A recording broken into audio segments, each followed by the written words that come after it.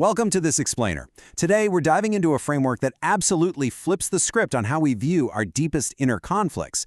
We usually think of temptation and our internal struggles as just personal shortcomings, right? Maybe it's hormonal drives, a lack of discipline, or just a moral failing. But the source material we're unpacking today posits something entirely different. It demands we view this struggle not as a mere weakness, but as a calculated, highly strategic spiritual battle. It's a total paradigm shift, and honestly, it changes everything about how we perceive our daily internal conflicts. We're coming right out of the gate with this massive claim from the text. The enemy does not attack the useless, he attacks the chosen. This sets the incredibly high stakes of what it calls the hidden spiritual war. The source insists that darkness doesn't waste its time or energy pursuing someone with no future. It explicitly states that the enemy doesn't tempt the lost, he attacks the marked. If you're feeling immense resistance in your life, the argument here is that it's because heaven has placed something in you that hell simply cannot ignore.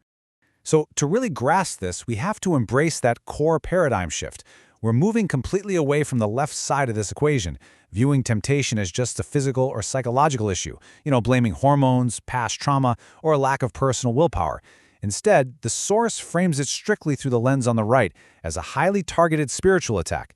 It refers to these overwhelming urges as an ancient tactic, a literal spiritual weapon designed with a very specific destructive purpose. So who exactly is the target of this weapon? According to the text, it's the chosen one, and they're targeted specifically because they carry a divine fire in their waters. Their inherent purity and mental clarity give them immense spiritual authority. Because they can hear God more easily and speak with real force, they are quite literally a massive threat to the enemy. The takeaway here? You aren't being attacked because you are broken. You're being attacked because you are dangerous. That brings us to Section 1, targeting the chosen ones, and specifically the timing of the attack. Because here's the thing, the timing of these attacks, it's not random at all. It's actually an exact science.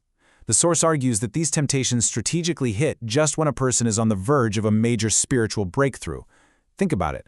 Have you ever noticed that right after you pray fervently, or right when you decide to fully commit to a new path, the urge strikes hardest? The text claims the enemy waits for you to move. It senses when heaven is preparing a new blessing or when angels are sent out, and it deploys fleshly temptation as interference to block you from crossing into that next dimension. What's truly revealing here is the enemy's ultimate motive. The explainer insists that the dark forces don't actually care about your physical body. Their ultimate goal is to cloud your mental clarity. Why? Well, because when your vision is clouded and you're distracted by shame, you're slow to obey and you begin to doubt yourself. This effectively delays your divine destiny. They literally just need you distracted enough to interrupt the divine work happening in your life. Let's move into Section 2, the transaction of temptation, breaking down what the source calls the spiritual algorithm. So how does this algorithm actually play out? Giving in to secret urges isn't framed as just a physical release or a passing phase. The source defines it strictly as a transaction. Every single time you give in to an urge or dwell on a dark thought, you literally trade away your spiritual frequency and sacred power for an illusory, temporary comfort. That is exactly why, immediately after, you feel spiritually overwhelmed and empty. You didn't just break a rule. You gave up something sacred in a totally unfair exchange. But we have to make a crucial distinction here. The source clarifies that desire itself is actually sacred and created by God. In the right context, it's a divine gift meant for harmony and purpose. But when that fire is stolen and kindled in isolation and secrecy, it becomes a destructive weapon. The text calls desire a door that can either lead to peace and covenantal intimacy or plunge you straight into a cycle of hidden suffering. And this leads to one of the most profound points in the material. The chains were forged in the mind, not the body. The source emphasizes that the true battlefield isn't your physical self, but your mind, which is exactly why breaking free feels so incredibly difficult. You simply cannot win a spiritual war with just physical discipline, because the chains holding you back were forged in your thoughts, your internal narrative, and your secret doubts. Which brings us to Section 3, tactics for spiritual alignment and the specific weapons for this war. If willpower and natural discipline aren't enough to win a spiritual war, how exactly do you fight back? Well, the source outlines a very specific three-step strategy to reclaim your territory and your authority. The enemy doesn't fear your sheer effort, he fears your alignment. So, to align properly, the source provides these three weapons: intense prayer, a physical discipline referred to as lunch, and communion through confession. Let's break those down. Step 1 is intense prayer. And the source claims this isn't just a routine of mindlessly speaking into the void. It is a profound, sincere communion meant to actively mobilize angels and alter the spiritual atmosphere around you. When you speak with faith, you're deploying a divine strategy to transform the spiritual world, establishing your authority over the shadows.